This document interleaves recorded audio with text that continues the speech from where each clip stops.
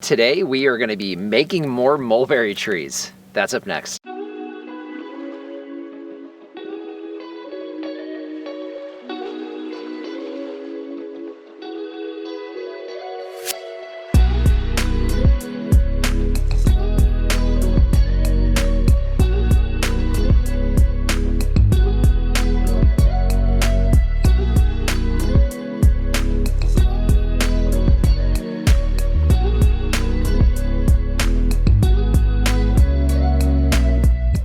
Hello everyone, this is Dwayne with Edge of Nowhere Farm, and we're coming to you here on a very warm June morning in 2021. If you guys follow us along, you know that we've been doing this out here in Whitman, Arizona for the last 7 years. And one of the things we've learned when it comes to trees in Arizona is that getting them used to our climate is very important. What we're showing you today is how you can propagate mulberry trees very easily during the growing season. The trees that you see here next to me have all been in the ground for about 1.5 years.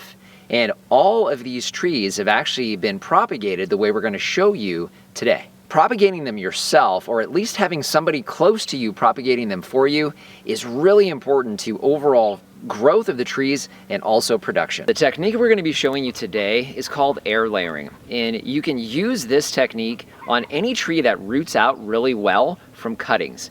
So what you're seeing today is you're seeing mulberry trees, but it can very easily work with figs as well. In fact, those are the two types of varieties that we're most interested in propagating. The tools we're going to be showing you today are very simple, and most of you out there probably already have these laying around the house, with the exception of 1 or 2 items. But you'll see that the things that are required in order to do this technique are really simple. We're going to be propagating the Shangri-La mulberry. That is right now our favorite tree. It produces a nice, large, about 2-inch fruit, very sweet, almost no tart whatsoever, and a wonderful looking tree. In fact, let's peek at one of those.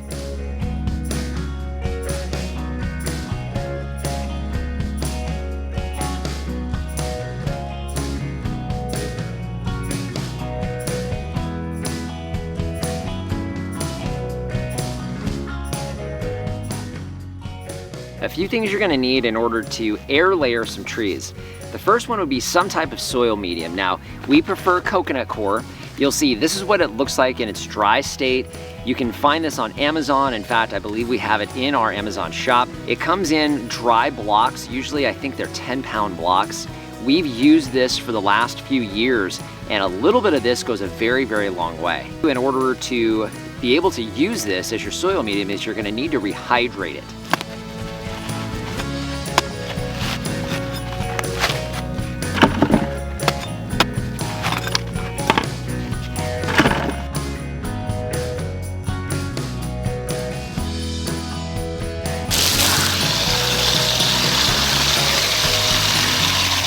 So once you've done that, you can see it turns in to basically this almost kind of a mush, but you can see just how much water that soaked up. In fact, I'll probably actually add a little bit more water, and it is just completely full and saturated with moisture.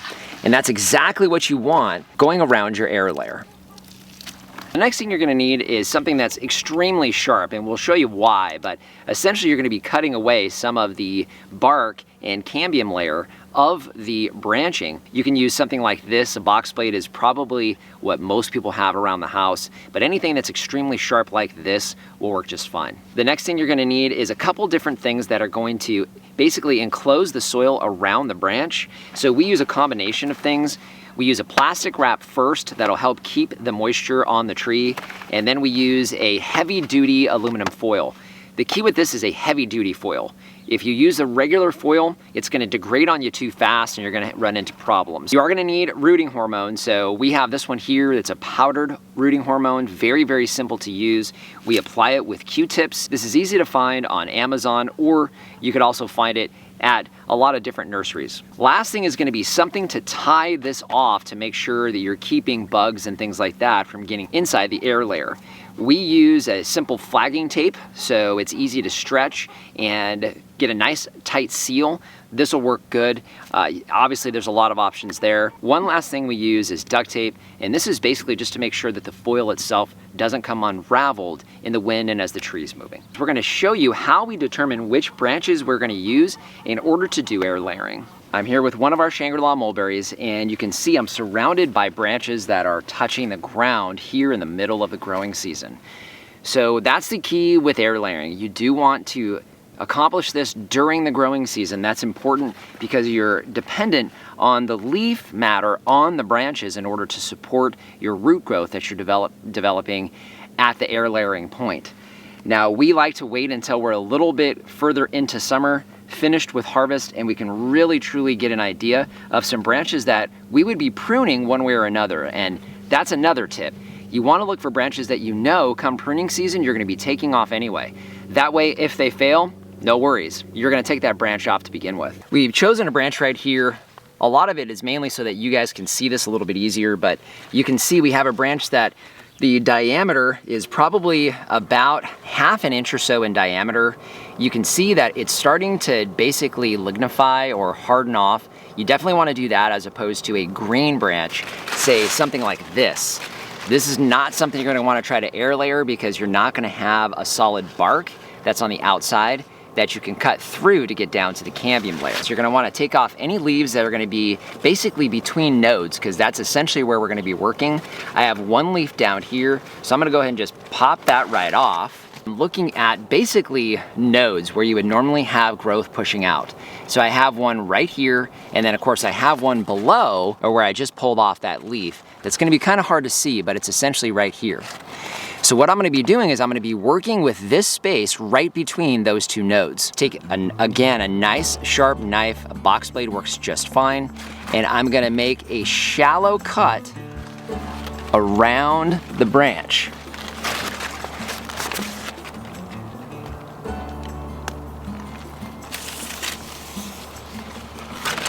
You can see I am just on the inside of this node here, which is going to give the tree new branching here.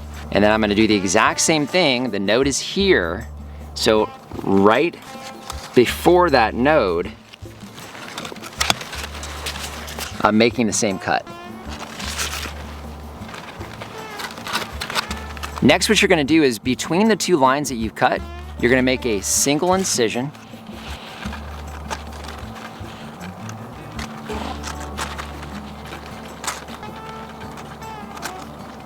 Just like that. So it goes the entire length between, or the entire span between those two cuts. And then you're just going to use your knife to get underneath the bark. And this is easier done without gloves.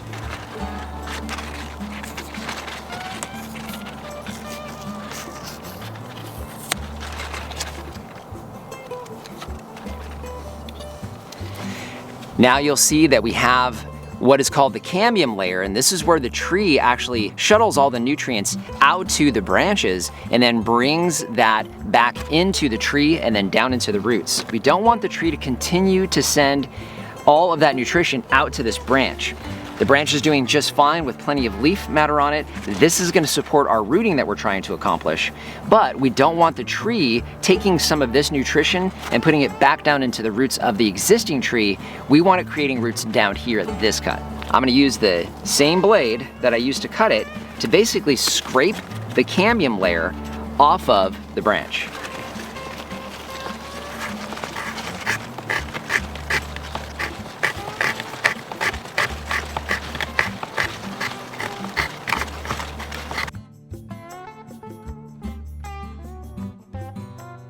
You need to go all the way around the branch.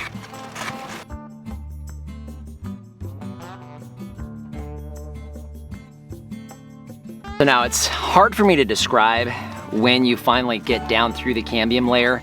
It's kind of soft, and the bottom layer below that is a lot stiffer. So you'll notice it's a lot harder to start scraping. And for those of you guys out there who deal with pests, like rabbits, other rodents, even goats and sheep, they will girdle trees. We call it girdling, and that's essentially what you've done here. So any of you guys that have dealt with that, you know that as long as they chew all the way around the trunk, or in this case, the branch, the tree at the top will essentially die. But of course, we're not gonna let it do that because we want this to start creating roots. Next step is gonna be some of that rooting hormone. Again, it doesn't matter what kind you use. This is a powdered one. It's called Take Root from Garden Safe. We found this one on Amazon and it works out pretty good. What we're gonna do is basically just dust the area around the node because your roots are gonna start from right here. And we like to get everything around it. The next step gets a little bit messy. Essentially what we need to do is we need to get that coconut core around this area here in a nice round ball, and we also need to get the foil around it at the same time. So Lori and I are gonna work together on this part. It does work a lot easier when you have two people working on it, and we'll do the best we can to get this on camera for you.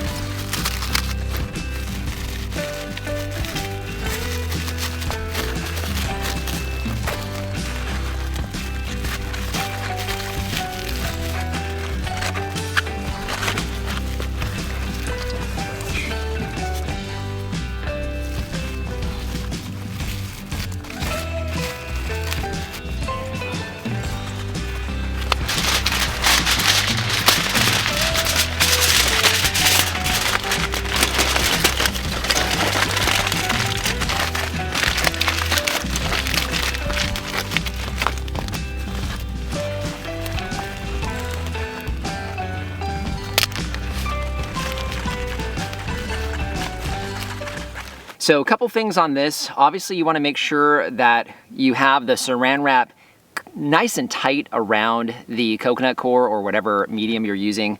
And that medium needs to be completely saturated with water because that's the only water that this new tree basically has in order to establish its root system. Trees are used to establishing roots in the ground where it's nice and dark, and so you're essentially giving it the exact same environment here above ground that it would have below ground. We do have this particular air layer on this side of the tree on purpose. You'll notice that it's nice and open here. We're early in the morning here and there's already direct sunlight hitting this. You really want to try to limit that as much as you can. Now, this will be in the shade by mid-morning or so, and then all through the evening. So the only time it gets sun here is in the middle of the day. Now, obviously, we typically wouldn't necessarily have this out in the sun, but we wanted to make sure we could get this one on camera for you guys, and trying to work here in the shade is a little more difficult. So what we're gonna do is we're gonna go through this tree, find a few other branches that we can do the exact same thing with.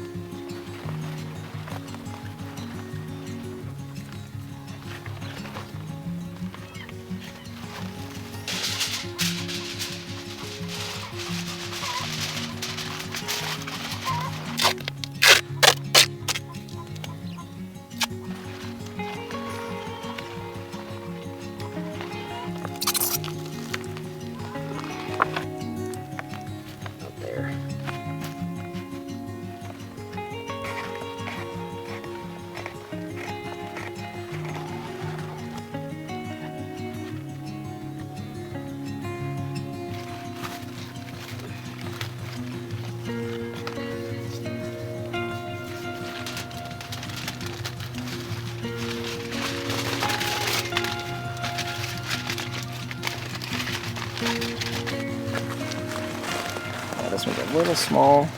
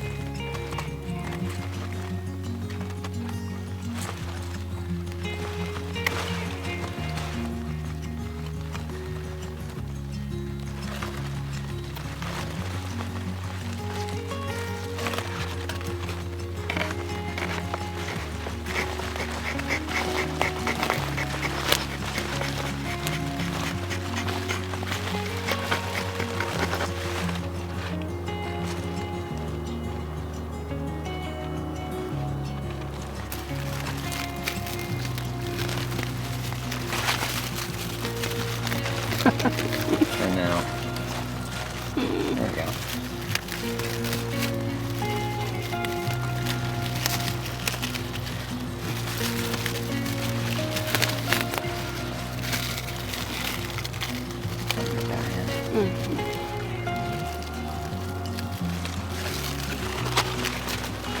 always the downward one that the water starts dripping out of.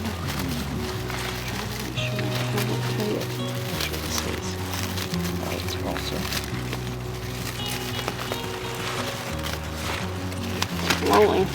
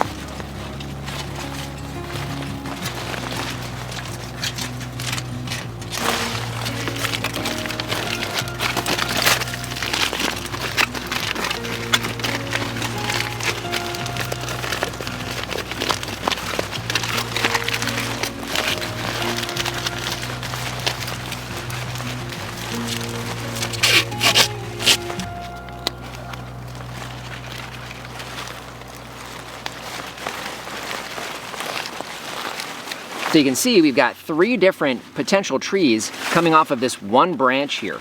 Now this branch is still good, but you can see just how low to the ground this is. It's pointing straight into the ground, and we won't be utilizing that branch long term. So I knew that I'd have the opportunity to take some air layerings off of this single branch.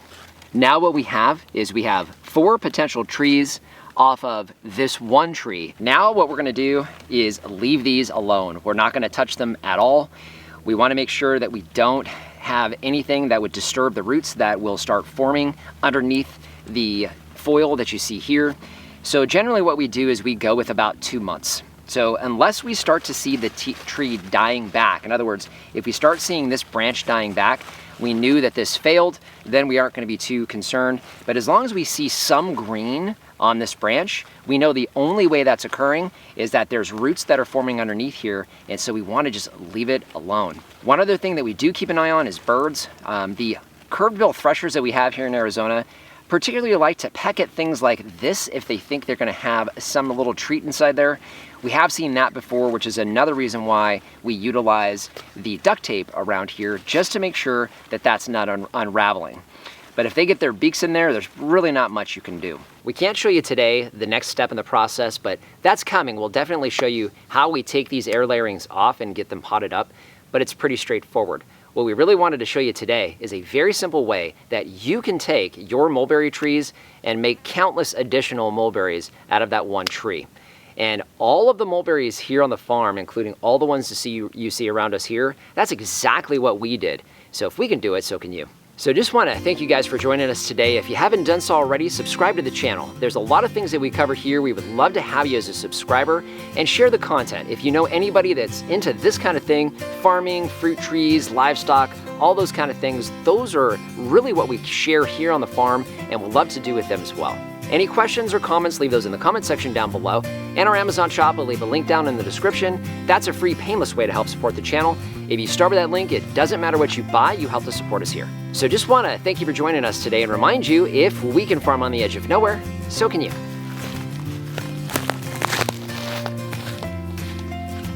One last step we take is using some duct tape. I was gonna call it something else. I was gonna call it Scotch tape. You are in the way, sir. Nope.